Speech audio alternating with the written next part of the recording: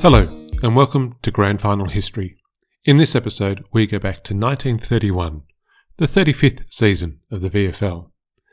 1931 Melbourne was a place that we would find both familiar and yet very different to the modern city. The first talkie documentary made in Australia was a travellogue on Melbourne made in 1931, showcasing St Kilda Road, the Yarra, the Botanic Gardens and more. If you want to see the city as it was when this season unfolded, check the link on the grandfinalhistory.au website. In 1931, in the business world, the Holden Motor Body Builders was purchased by the American car maker General Motors and renamed General Motors Holden. The ongoing economic impact of the Great Depression had a massive political impact in 1931. In June, the federal government and all state government premiers met and agreed to an economic plan that resulted in a split of the Labor Party, who had only just come to power in 1929. The plan required the Australian federal and state governments to cut spending by 20%, including cuts to wages and pensions, and that was to be accompanied by tax increases and reductions in interest on bank deposits.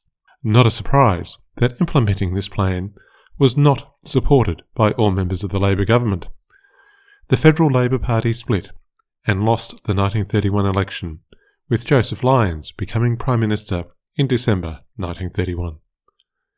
In news around the world, 1931 was the year that the Empire State Building opened, becoming the tallest building in the world, until the first World Trade Center building took that record in 1970.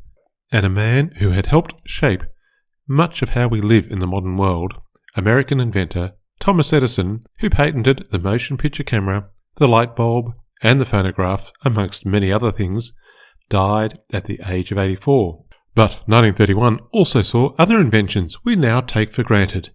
In Budapest, Laszlo Biro exhibited his ballpoint pen, and many biros have been used to capture scores in footy records across the years. And George Beauchamp in America invented the electric guitar. Many memorable grand final entertainers have shown us their skills on electric guitars, except perhaps Meatloaf. And in personal grooming news, the first successful electric shavers went on sale in the United States. The Schick brand continues today, with some AFL players keeping themselves very well groomed. On to football matters for 1931. January saw the league reducing tensions with one traditional sparring partner while increasing strain with another. An agreement had been reached with the VFA to prevent players moving without clearances between the two organisations, reducing the bargaining power of players and improving the economy of clubs. It seemed a time of improved relationships was at hand between the VFL and the VFA, but we know that it won't last for too long.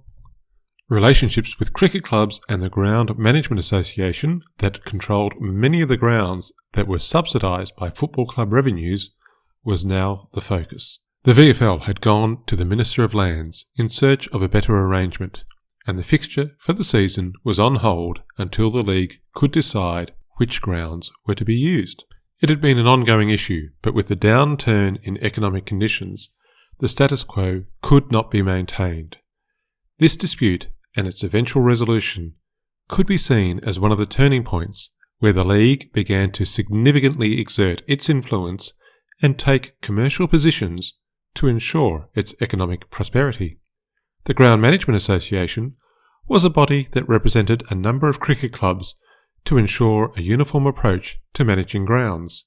Cricket clubs had history and tradition on their side, but football clubs were just seen as mere tenants at cricket grounds.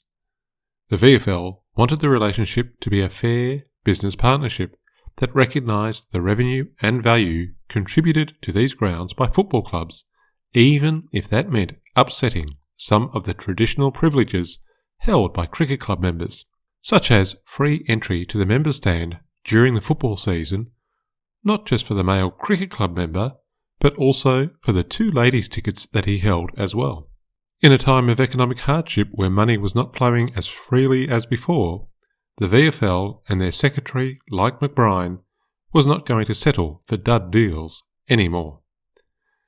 The league announced that it had entered into negotiations with the Motordrome, a sports ground on land now occupied by the AAMI Stadium, or the Melbourne Rectangular Stadium, as per ABC naming conventions, and 3 other undisclosed grounds.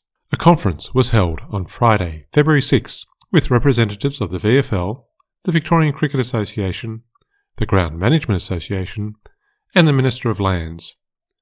The Cricket Association was adamant it needed 26 weeks of the year and 2 weeks for top dressing of grounds to ensure they had the highest standard of cricket for an international game.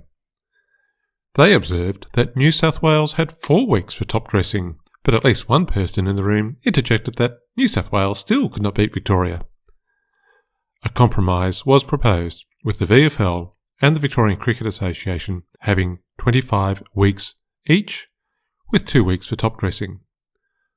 But this compromise was rejected by the Victorian Cricket Association at their meeting the following week, creating a very tense situation with the league. Other topics yet to be resolved included the revenue share from catering, advertising, car parking, and that any radio broadcasts to be under VFL control. The league also wanted money raised to be spent on improvements to the outer, not just to the members' reserves in each ground. It was the supporters in the outer that were providing most of the revenue, but getting little benefit under current arrangements. Negotiations took weeks and were heated. By the end of February, the Ground Management Association declared that it would set up a rival football league to play on their grounds, hinting that 2 VFA clubs were interested. VFL Secretary, like McBride, said, "Let them go ahead," and then made the point that the VFL and VFA had an agreement that no club could leave either competition without agreement, and that there was a £1,000 penalty if they tried, which is approximately $100,000 in modern money. And players leaving without clearances would be disqualified from football across the country. As the dispute dragged on, there would be hints of a resolution and then a breakdown. On the 12th of March, the newspapers reported that the dispute, which had started in January, had finally been resolved, with the agreement between the 2 delegates from each side simply having to be signed off by their respective organisations. But by Friday night, it was all off. And angry, like McBride, reported back to the VFL delegates meeting. The agreed proposal, hammered out by 2 representatives of each organisation, had been presented to the Ground Management Association. Mr. McBride was given a courteous hearing where he was able to explain the VFL's position, and he was thanked for his attendance. But then, to quote Mr. McBride directly, "Imagine my amazement when I learned later that scarcely had I gotten to the lift to leave the building, the meeting decided to reject the league's proposals, and that one of the men who had undertaken to support them voted against them, and the other had not voted at all. How on earth is it possible to do business with men of that description?" The VFL then issued the fixture for season 1931, with many games scheduled at the Exhibition Oval, next to the exhibition buildings, on land now covered by the Melbourne Museum, and the Motordrome, opposite the MCG. I'll include pictures of both grounds on the grandfinalhistory.au website. Seeing a football ground next door to the exhibition buildings is a strange sight. Perhaps we would not have the Dockland Stadium if that ground had continued to be used. The reaction from the Ground Management Association was swift and dramatic. In a critical and extraordinary development, the Secretary of the Ground Management Association said they had no alternative but to form another football body. The association would give notice to tenant football clubs that if they desired to play on the grounds, it had to be on Ground Management Association terms, or they would have to leave the grounds within 1 week. The VFL season and the entire competition looked as if it was falling apart. But we know that didn't happen. The next day, the Victorian Government Minister of Lands called the parties in and mandated an arbitrated solution. The cricket club members could still go to football games, but the clubs would have to pay the league £20 per 100 members per year. The VFL had wanted £30, and the cricketers had not wanted to pay at all. The VFL would also redo its fixtures, with games to be played at the traditional home grounds. It was not as much as the VFL wanted, but they were vindicated by the fact that the cricketers were now paying the VFL for the games that the VFL was putting on. The fallout from the dispute and forced arbitration continued into April and became somewhat petty. The Ground Management Association decided that it would no longer allow VFL life members to have free access to grounds during the cricket season, which had been a nice benefit if you wanted to go to the Sheffield Shield games or to test matches. The VFL made a similar decision that the Victorian Cricket Association life members would not have free access to grounds during the football season. Fair to say that friendly relations were now in the past. Back to football matters. March 1931 saw news that Collingwood supporters were dreading. Albert Collier, the 1929 Brownlow medalist, was off to Tasmania to captain coach Canore in Hobart for £9 per week and a guaranteed job as a builder's labourer for £7 per week. Given Albert was unemployed, Collingwood did not oppose a clearance. Now clearly, Collingwood could have found the money to pay Collier enough to get him to stay, but that would have broken the iron principle that all Collingwood players get paid the same amount. Better to lose a star player than undermine the club's guiding rule. Mid-March saw the Sporting Globe reviewing new recruits. They said, quote, "Richmond will try out Jack Dyer, a local boy who's been a star in the Metropolitan League. 17 years of age, he's a decided possibility," unquote. I think they got that call right. March also saw news of a new final systems being discussed. After Collingwood's 4th premiership in a row, many supporters and clubs thought the advantage of finishing on top of the ladder was too much. A proposal for a new system had been sent into the Sporting Globe by an enthusiast back in 1930, and now Percy Page, the Richmond secretary, was promoting it with other delegates. There would be a first semi-final between 3rd and 4th, with the loser eliminated, and the winner going on to the preliminary final. The second semi, between 1st and 2nd, had the winner progressing to the grand final, and the loser playing off in their preliminary final. A clear advantage for 1st and 2nd to reflect their efforts across the season. No perceptions of any incentive to lose a final to get an extra week's revenue from an additional match, and everyone knew how many finals would be held every year. Arguably, there was no need to call the premiership deciding game a grand final. It was now clearly the final game of the year, so it could have just been called the final. A grand final made sense under the previous system where the top team was using their right of challenge because the scheduled final had not decided the premiership. But, in the way that it was written at the time, it seems that the term grand final had become accepted as the term for the game that decided the premiership. So the name stuck. The new format was adopted at a special meeting in March, agreed by 16 votes to 4, Collingwood and St Kilda being the only clubs to vote no. For many years it was known as the Page final system because Percy Page proposed it at the delegates' meeting. But eventually the original enthusiast was given their due credit. Kenneth McIntyre was a student at Melbourne University in 1930, studying arts and law, when he sent his proposed system into the Sporting Globe. Despite becoming a lawyer, Ken also had a strong interest in mathematics, and would help the league revise the McIntyre final system to a Final 5 in 1972, a Final 6 in 1991, and a Final 8 in 1994, although this was replaced with a new format Final 8 in the year 2000, creating an enduring set of finals playoff systems that spread from the VFL to other sporting codes across Australia and internationally would be enough for most people. But before we leave Kenneth McIntyre, it is worth noting he also became a lawyer, Mayor of Box Hill, and, in his retirement, wrote extensively on the Portuguese exploration of Australia and the mapping of Australia in the 16th century. The Portuguese government awarded him the Commander of the Order of Prince Henry the Navigator. A full life indeed. After the confusion of the 1930 Brownlow voting, where 3 players tied on 4 votes each, and no real clarity on how the tie should be broken, the VFL announced an updated voting system at the AGM in late March.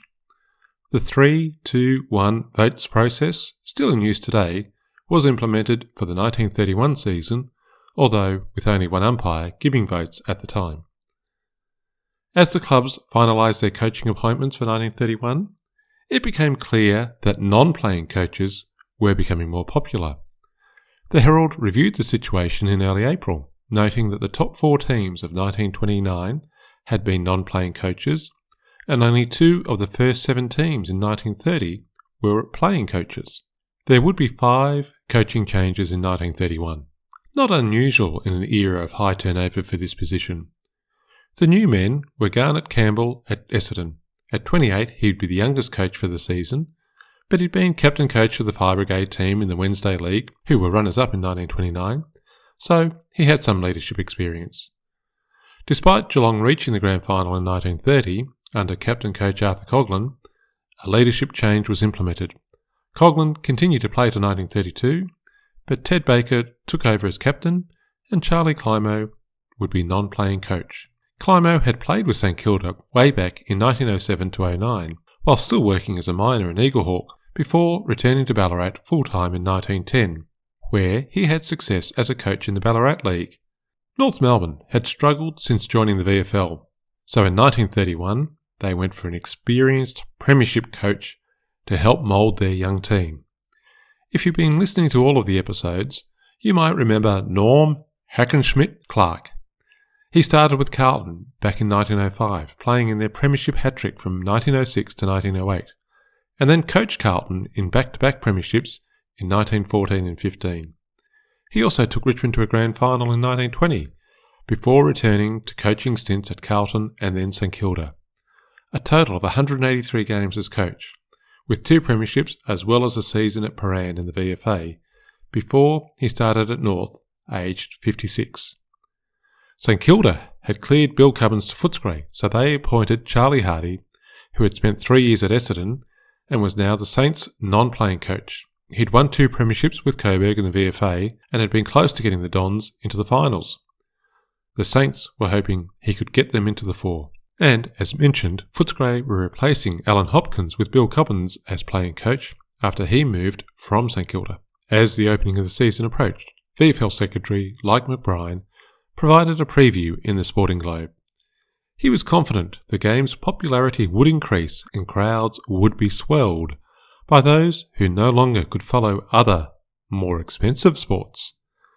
And while rough play would be dealt with by the independent tribunal, he was adamant that the Australian likes a stern game, whether he be playing or watching, and that fair vigour is part and parcel of the code. And if you wanted to learn more about the code of this Australian version of football, April saw the release of one of the first Australian football books, titled The Australian Game of Football. It was authored by Jock McHale, who had coached the last 4 premierships, Albert Chadwick, who was Melbourne's captain coach of the 1926 premiership, and Eric Taylor, who had trained with Geelong before a knee injury stopped his playing career, and who would teach at Melbourne Grammar from 1917 to 1952, coaching 20 schoolboy premierships. The book was not written for profit, but rather to share the love and enthusiasm for the great Australian game of football. It contained notes on playing, coaching, umpiring, administration, recruitment, and more. There is an online version of an updated 1936 edition available from the State Library of Victoria, where you can read the wisdom of these giants of the game. While much of the advice is still applicable to players and administrators of today, I'm not sure that the modern schoolboy is going to embrace the recommended cold shower every morning. And the 1931 edition was not just used by juniors. Charlie Dibbs, who was one of the best fullbacks in the league who had played in the last 4 premierships, made sure he and other Collingwood players got their copies, and he treasured it for the rest of his life.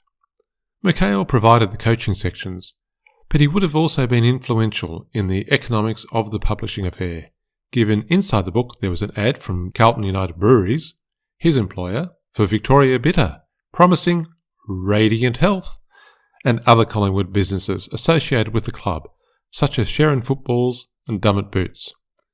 It was sure to fly off the shelves. Many players were moving to Victoria in search of work and the bonus of playing VFL football, but it did not always work out. Charlie Holmes from Broken Hill had impressed when playing for New South Wales in the 1930 Interstate Carnival and was invited to try out with Fitzroy. He got a job at a quarry in Preston, but was nearly blinded when a gelignite charge exploded prematurely and he received the full blast to his face and arms. He would recover to play one game for Fitzroy against Geelong, but that was his entire VFL career. While he regained sight in one eye, the other one suffered ongoing damage, which diminished any hope of a long-term VFL career. An unlucky man. In a sign of the changing times, radio station 3KZ, which had hit the airwaves in December 1930, announced they had exclusive rights to broadcast football matches from Collingwood, Carlton and Fitzroy, and they were finalising arrangements with other grounds. They could not come to terms with South Melbourne though. In a history of 3KZ, it's described how the station built a tower outside the ground so Norman Banks and others could broadcast games. But then South Melbourne officials set up a large Hessian awning to impede their view. The MCG had different rules, with the Melbourne Cricket Club ruling that no sponsors' names could be mentioned by announcers at the ground, apparently to prevent offence to austere members. The station just ran the ads from the studio. The ban lasted for many years, but is not in force in modern times. The season started on Saturday the 2nd of May. The last full practice games had been held 2 weeks earlier, with no games allowed on Anzac Day, which fell on a Saturday this year. The previews in the week before the first round were confident of a good season with strong crowds, even in gloomy times. The low cost of 9p for a game would still allow many to get some entertainment each week. But the Depression also meant that umpires took a pay cut for the season. The big question for the year was whether Collingwood would maintain their dominance, and which club, if any, would be the ones to take their place. Many eyes were also sure to be on new Fitzroy recruit Hayden Bunton, finally making his debut after his suspension for the entirety of the 1930 season. After all the months of wrangling over grounds, after the decisions for the new final system and the new Brownlow voting, and despite the loss of some key players to other states or country clubs in search of employment, perhaps balanced out by players from interstate clubs coming to Melbourne also in search of jobs, and, for many players, the £3 per week for playing would be their only income, the season was finally underway. Except it almost wasn't. And it was our old friends, the Ground Management Association, that collective of cricket clubs, was at the centre of things again.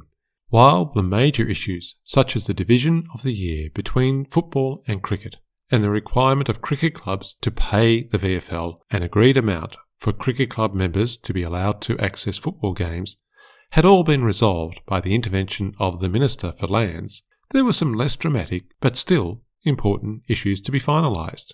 Things such as the payment of state government amusement tax and the allocation of tickets for visiting club members and officials, etc. It was agreed that VFL Secretary Mike McBrien and the Ground Management Association Secretary would meet and negotiate. The terms were agreed, documented in 2 copies and signed by both officials. But at their Wednesday night meeting, the Ground Management Association refused to accept the agreement that their secretary had negotiated and signed on their behalf. Understandably, the VFL was not happy. This was not the first time the association had walked away from a negotiated agreement. On Friday, clubs contacted the VFL to advise they had not received their allocation of tickets for visiting club officials. So, for example, at the St Kilda-Essendon game, the Essendon Football Club officials would have to stand in the outer, on a hill, to watch the game, while the 25 members of the Essendon Ground Management Association would walk in on free passes to reserve seats in the members' grandstand. On that Friday before the first round, Mr. Mike McBrien advised the Minister of Lands that under these circumstances the VFL would have to cancel the first round. Mr McBride stressed that the Ground Management Association was not an independent body, but a cricket organisation denying football clubs the right to enter cricket reserves, which, should be noted, are all on Crown land. The Minister issued instructions that the Ground Management Association was not to carry out its plans and that traditional practices should resume, and hence the round proceeded as planned. It will be some time before relationships are cordial between the two organisations, but the VFL had demonstrated it had the ability to call on the government to help its cause. Over 103,000 people went to the 6 games, unaware of the behind-the-scenes drama that had unfolded and nearly stopped the play. The top 4 teams from 1930 played each other in the opening round, and Collingwood unfurled their premiership flag at Victoria Park in front of the Geelong team. And in the close game between these two evenly matched clubs, Collingwood managed to hold off a fast-finishing Geelong to record yet another win. At Princess Park, Carlton hosted Richmond, and the last quarter saw a frenzy of goal-kicking with 7 majors to the Tigers and 5 to the Blues, and it was the Tigers coming from behind to win by 9 points. St Kilda held off Essendon by 8 points, and Melbourne got home by 2 goals against Fitzroy. The only team that did not look like winning was once again North Melbourne, thrashed by South Melbourne, and, once again, the Shinboners were looking at a long, hard season. The second round of the season was special for Richmond on 2 counts. Firstly, they went on a goal-kicking spree against the struggling North Melbourne, setting a record score of 20 goals 6, 199 to North's 4 goals 7, 31. Have I said that it's going to be another tough year for North? And it was also the debut game for Richmond Immortal Jack Dyer. But he did not score a goal, get a kick, or lay a tackle. He spent the whole day on the bench as 19th man. It was pointed out later that his match fee as 19th man was half that of a standard player, but if he went onto the ground he would get the full £3. Given the club had the game won from the start, they wanted to save the 30 shillings. Dyer admitted to giving his match jumper to his brother, which got him into trouble when he was selected again later in the season. The club was not happy at providing a second jumper. June 6 saw a rare game between the VFA and the VFL on the MCG. In a sign of the improved relations between the competing bodies, agreement had been reached to play the game for charity, raising funds for the blind. Only the players and trainers were getting into the ground for free. League and association officials would enter via normal turnstiles rather than displaying their badges of office. The normal round had been split. 3 games were played on the King's birthday holiday on the Monday, and the other 3 would be played on June 27, when a bye had been originally scheduled to coincide with the interstate game against South Australia in Adelaide. The game would be played under Australian Football Council rules, which the VFL used. The VFA would have to give up the flick pass and get used to the out-of-bounds rule, which gave a free kick against the team that last touched the ball before it went out.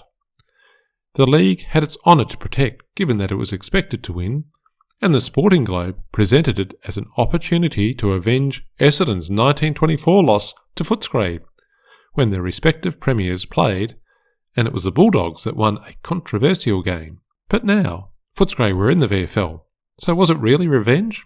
It was the first time representative teams from both bodies had played since 1900, just a few years after the 1897 breakaway, when a benefit game was held for old Melbourne rover Fred McGuinness. But, despite all the efforts of officials and players and the anticipation of supporters, the rain spoilt the big occasion. 16,000 people attended the game, but the ground was a swamp, with pools of water on the wings and the flanks. The association players held their own in the first 2 quarters, but after half-time it was one-way traffic, or a one-way tide, with the VFL winning 12 goals 17 to the VFA on 3 goals 9. Money was raised for a good cause, and perhaps the game could become a regular feature. And the secretary for the Royal Victorian Institute for the Blind was a wise man, taking out rain insurance, which paid off handsomely given the downfalls on the day. After the first 6 weeks of the year, the ladder was showing some changes from previous seasons.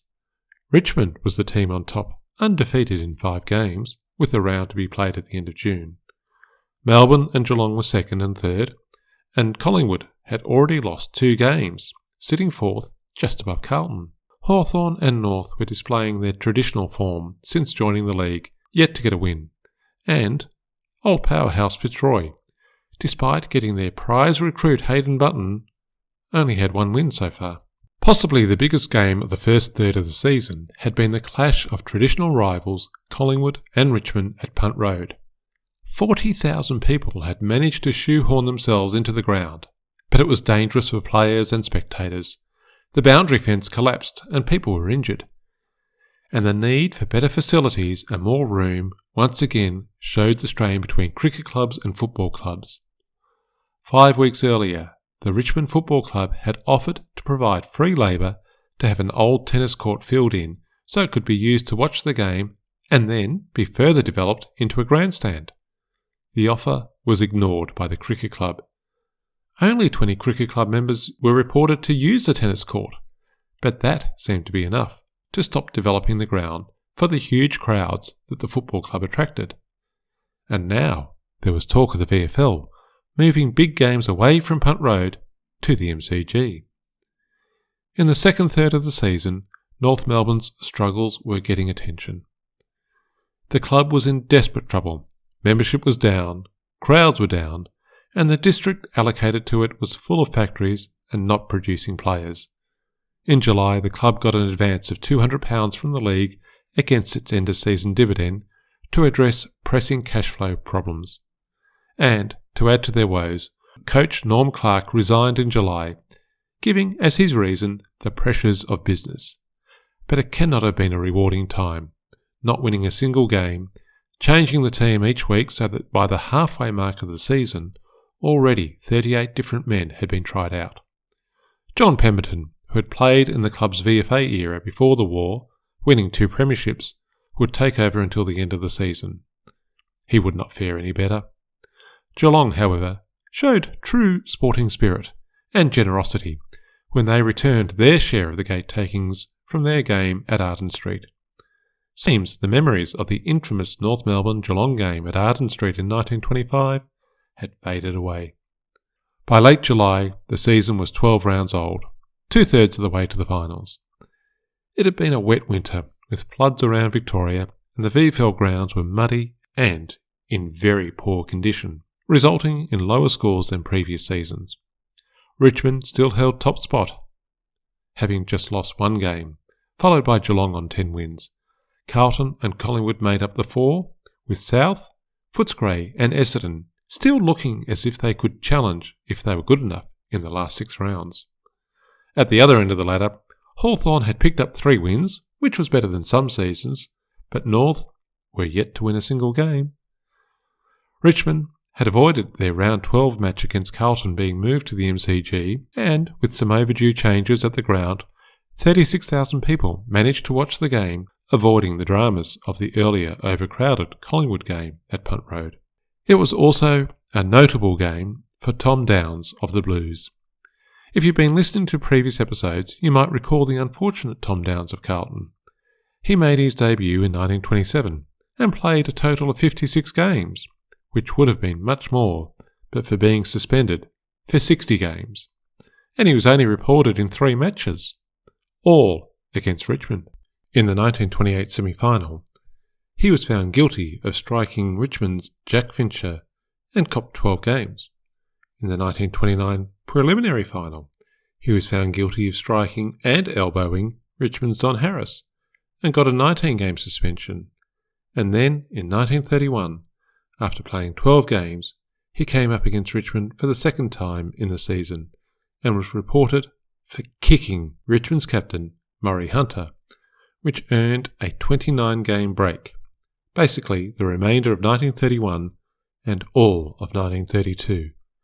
Not even 2,000 people packed into the Brunswick Town Hall in a protest meeting, nor Robert Menzies, King's Counsel and later Prime Minister, could get his case opened again. He did return in 1933 for 6 more games, but none against Richmond. In the modern era, the league is often criticised for the technology used for score reviews, or for when a score review is not done. In 1931, there was an appeal to the VFL by Essendon because of a disputed score. In round 13, Essendon lost by 1 point to Melbourne at the MCG, but the Dons claimed that the last kick of the third quarter had gone through for a behind, which had not been correctly called by the goal umpire. At an appeal hearing on the following Friday, Essendon called a number of spectators who declared that the ball had crossed the line after passing through the player's hands. The evidence of the goal umpire, the boundary umpire and the field umpire was unanimous that the ball had hit the defender's hands and gone forward before being returned to the field umpire after the bell went. Not surprisingly, the appeal was dismissed. Just as well that we no longer have any disputed decisions about close shots at goal in the modern era. With the last 2 weeks of the season, Richmond and Geelong had the 2 top spots locked up, and Footscray were a game behind both Carlton and Collingwood. After playing in the last 6 grand finals and winning the last 4 premierships, there were real fears that Collingwood could miss the finals. In round 17, Footscray travelled to Princess Park and held off a fast-finishing Carlton to win by 4 points, while down at the Junction Oval, Collingwood lost to St Kilda. The Blues, Collingwood and Footscray all had 11 wins, but Footscray's percentage was keeping them out of the 4. It would come down to the final round. Footscray were confident of a win against North, but could St Kilda get 2 wins in a row and knock off Carlton? Or would Melbourne do the Bulldogs a favour and defeat Collingwood? Sadly for the Western Oval Club, despite a win on yet another cold wet day that made football difficult, against a spirited North who were still trying to get at least 1 victory for the season, the Blues and the Magpies also won their games. There was to be no last-minute entry into their first final series in the VFL, but lifting the club from 11th to 5th spot was encouraging for their supporters. So Footscray claimed the 1931 Almostus Award for missing the finals by just 1 place.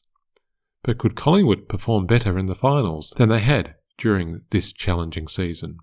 The other big news of the final round was Geelong's easy win over Richmond, giving them the top spot on the ladder. But in this first year of the McIntyre Final Four, there really was no difference between first and second, perhaps other than the confidence boost of beating the team they would play in the second semi-final. Richmond had a scare leading up to the finals. Young recruit Jack Dyer had been playing well in the second half of the season, but had been reported in an ugly game in the Wednesday League. Dyer was playing for Yellow Cabs against the Victorian Market team. He was reported for kicking, but the charge was not sustained.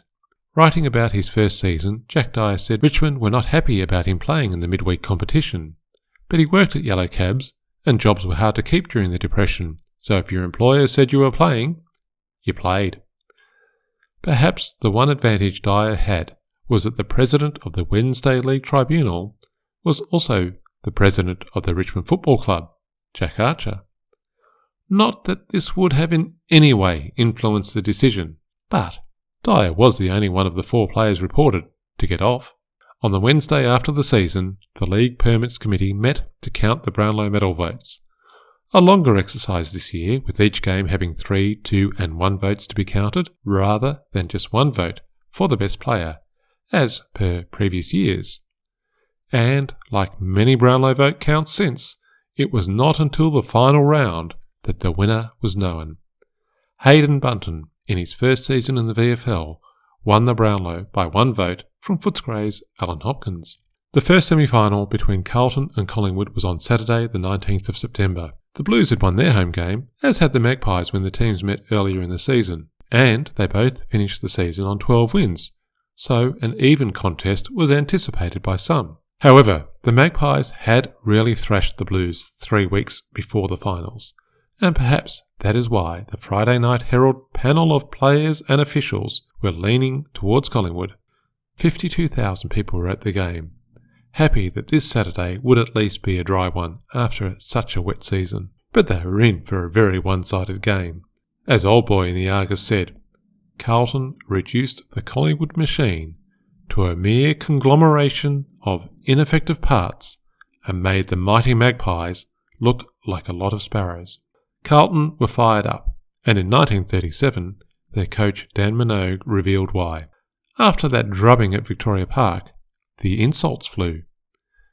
"Some of these Carlton players are squibs," said someone from Collingwood. Minogue did not forget, and in his pre-game address before the semi-final, he did not let his team forget either, telling them the honour of Carlton was in their hands.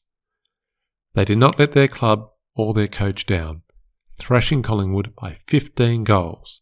They were through to the preliminary final. Collingwood's remarkable run of premiership wins was over. But we will hear from them again.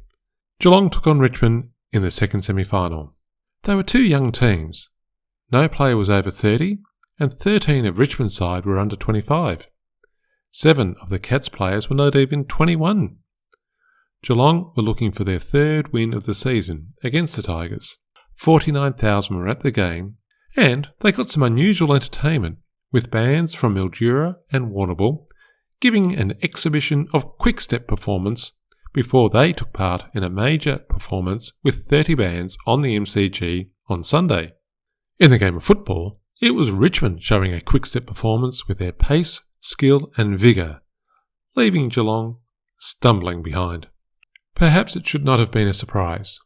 Geelong had made semi-finals 9 times in the VFL's 35 seasons and lost 8 times.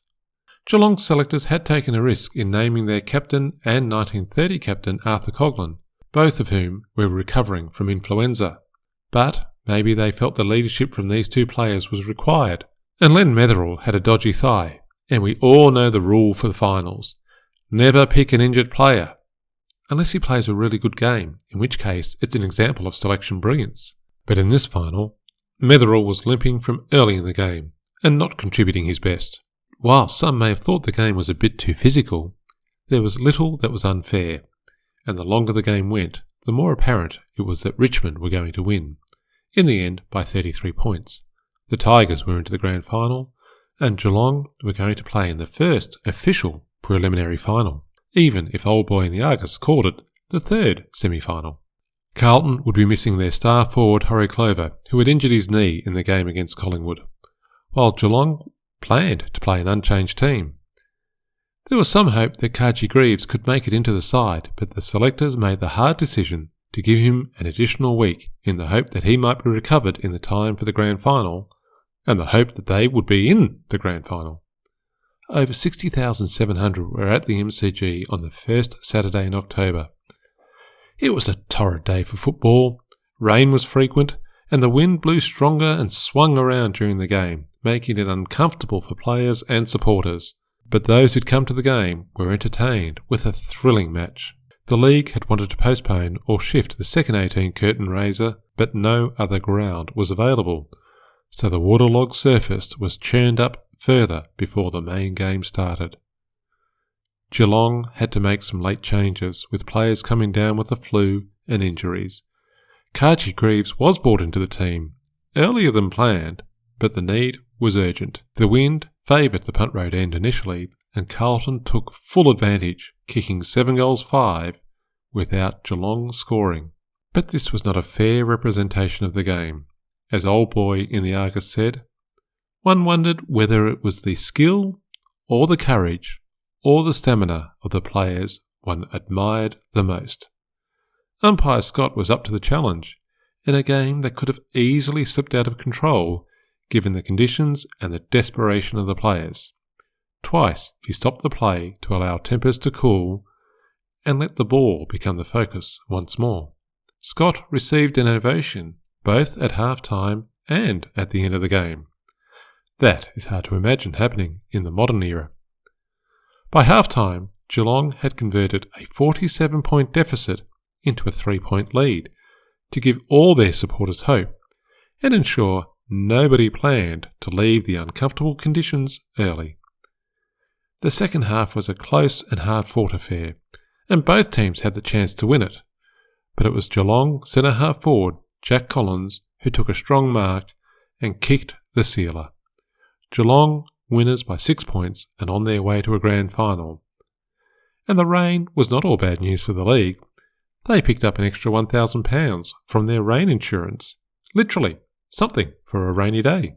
The grand final was overshadowed by the death of respected and admired General Sir John Monash. Well known for his leadership of troops in the First World War, one article written in the London Telegraph even went as far to say that if the war had lasted for another year, he might have become the Commander-in-Chief of Allied forces.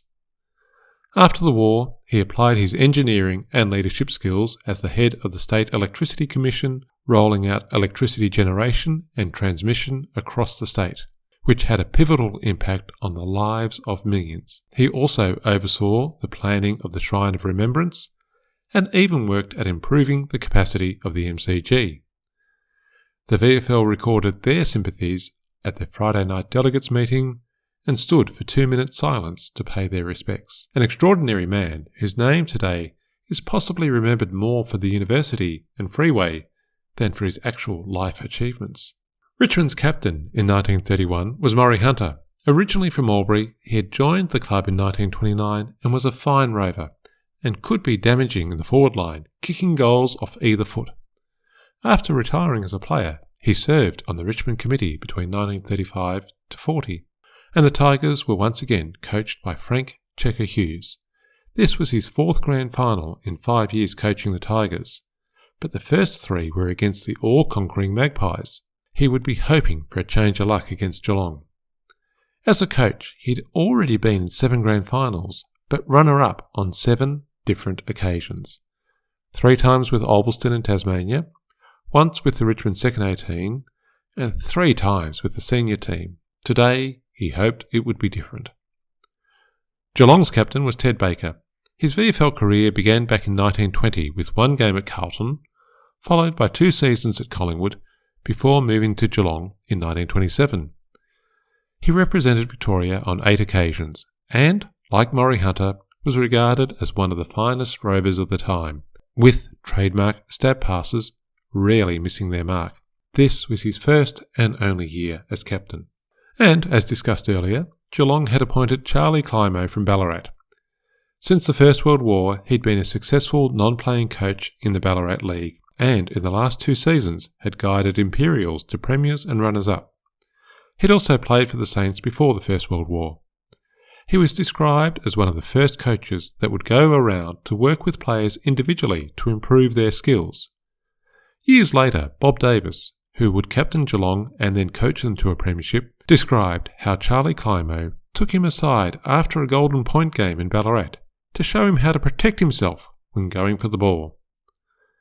The umpire for the game was once again Bob Scott for his 3rd grand final in a row, on his way to 7 in a row. The previews of the game suggested that the 2 best teams of the year had made it to the grand final, which was an endorsement for the new final system. In the Friday Night Herald, Highmark, who had taken Kikero's position, thought Richmond needed a dry ground to show their best, whereas Geelong had thrived in the wet conditions in this very damp season. Richmond was a faster, better marking team, while Geelong was superior on the ground. Geelong had won 2 of the 3 games between the clubs so far this season, and the teams would now be very familiar with each other, having played at Corio in the last round of the season, then in the second semi-final, and now the grand final, meaning 3 games in 5 weeks between these 2 well-matched teams. Marketing and sponsorship has a long history in the VFL, and the Friday Night Herald carried an ad from the brewers of Richmond Beer and Richmond Pilsner offering the Tigers £25 if they won the premiership. One family in Geelong had a special interest in the game on Saturday. The Lambs had 4 sons chasing premierships in 1931. 10-year-old Jack had already won a grand final in the Geelong school competition, and 19-year-old Max had also won with the Geelong Amateurs, while 23-year-old Garnet would be playing in the reserves curtain raiser, and 21-year-old Milton was playing in the seniors. A big day and a big month for the Lambs of Geelong. Richmond had 2 changes from their semi-final team. Harry Wiedner, a regular on the half-forward flank, had played every game of the season, but was out with an injured leg, and Jack Twyford, who had moved across from South Melbourne at the start of the season, was in. Wally Gray had played his second game for the season in the semi-final, but had to make way for Kevin O'Neill, a regular player for the Tigers, who had missed the semi through injury. Grand final preparations for Richmond's forward Jack Titus included winning the footballers' dancing competition on the Thursday before the game. He got the Winners' Cup, and the Queen Victoria Hospital got the donations from the event. Selectors in Geelong had to admit Arthur Rayson, who had injured his thigh. He too had played all season in his 8th year at the Cats, but now this fine Rover's career was over in the most painful way, missing a grand final. Ted Llewellyn also received the bad news. He was dropped, and next season he would continue his career at North Melbourne. Into the team came Bob Trotton and Les Hardiman, who had both been in the team for most of the season and came back after recovering from injuries. 60,700 were at the game. 8 trains had made their way from Geelong to see the reserves and their senior team play. 8,000 people were at the grounds before the gates even opened. One small boy thought his day was ruined when he lost his sixpence for admission. As tears streamed down his face, a kindly woman gave him another coin, and life was worth living once more. As they did in 1926, many employers in Geelong had stayed open an extra half hour each day during the week so employees could take the Saturday morning off to get to the ground. But life still continued down at the Pivot. The annual Schoolgirls Athletic Carnival was scheduled, but the wonders of new technology meant that radio broadcasts from the MCG could be played over the PA system to keep everyone up to date with the match. The curtain raiser was between Geelong and Melbourne's second 18 teams. It was an unhappy start of the day for Geelong supporters, as Melbourne won by 8 points for their first reserves premiership. Before the game started, both teams, wearing black armbands, formed 2 lines with various officials and umpires at the centre of the ground. The crowd of 60,000 stood at once. No announcements were needed, with their hats removed, for 2-minute silence for Sir John Monash. The Tigers were favourites and had been runners-up 3 times in a row between 1927, 28 and 29, so winning the premiership was crucial for them. But Geelong also wanted to make up for their 1930 loss to the Magpies. Only one could claim the prize. It was a fine day but windy. Geelong started slowly, kicking with the wind to the punt road end, but they only had a 1-goal lead at quarter time.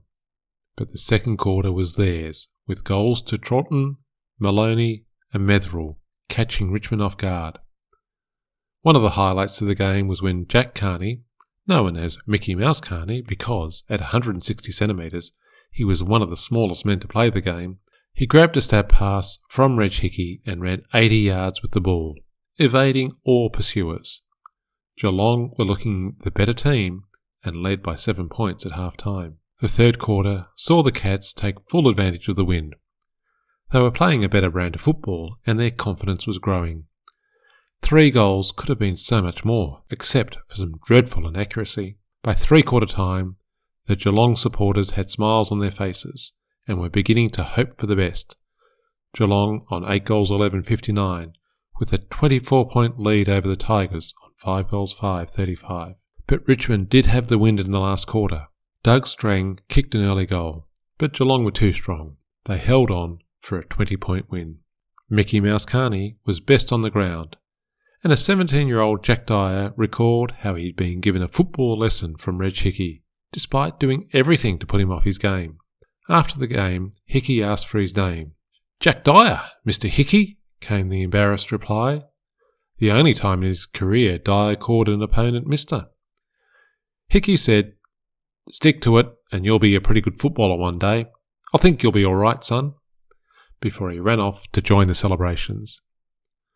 Early newsreel footage of the grand final is available on YouTube. I'll put a link onto it on the grandfinalhistory.au website for this episode. After the speeches and congratulations in the change rooms, it was time to head to Geelong, who were ready to greet their heroes. 3,000 were at the station, and a brass band was playing on the platform. Players were carried shoulder high to the town hall for speeches from the mayor, politicians, ex-players, and other officials.